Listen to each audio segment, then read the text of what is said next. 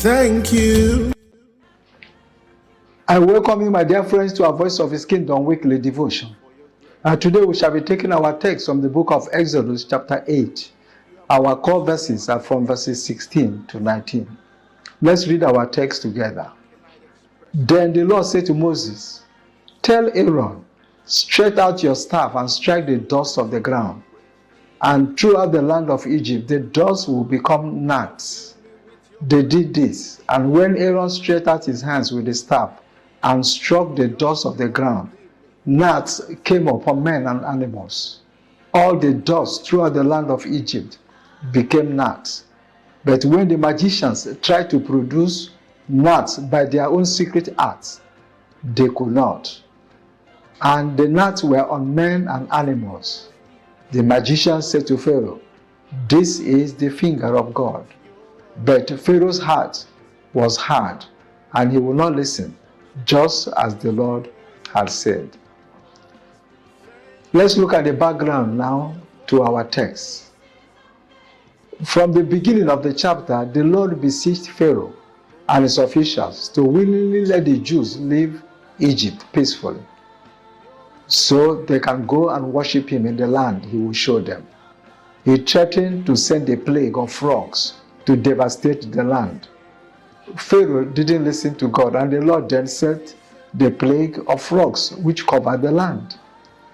Somehow, Pharaoh's magicians performed the same feat and reproduced frogs. Pharaoh couldn't take it and asked Moses to pray to God to remove the frogs from the land. So Moses appealed to God in prayer, and the frogs were removed from the land.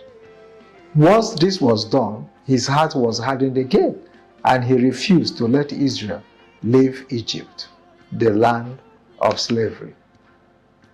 The Lord sent another plague of gnats, which covered the land and were also upon the people. Gnats were flies that look like mosquitoes, and they bite.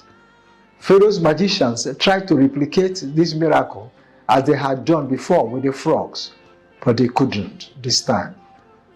They surrendered to a superior power and the sovereignty of the God of Israel. And they said to Pharaoh that this must be none other than God himself at work on behalf of the Jews.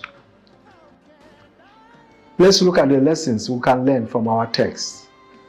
The first lesson is that God will go to any length to deliver the righteous. There is no sickness, captivity, poverty situation, spiritual subjugation, or anything else is beyond the reach of our God. Romans chapter 8 verse 31 and 32. He says, "What then shall we say in response to this? If God is for us, who can be against us?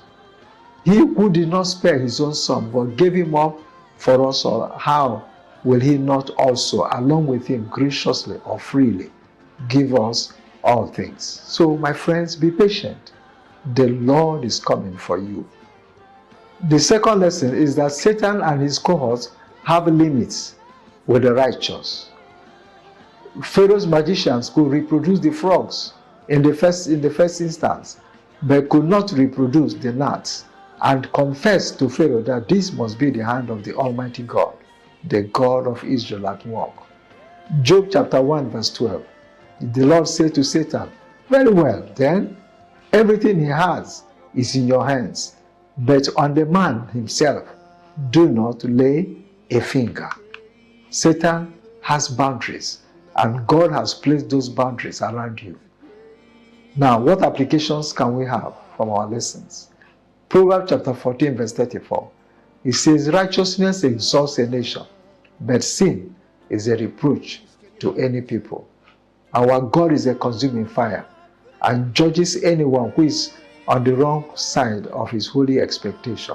So I will endeavor, my friends, to daily walk on the righteous side of God. God bless you, and thanks for watching.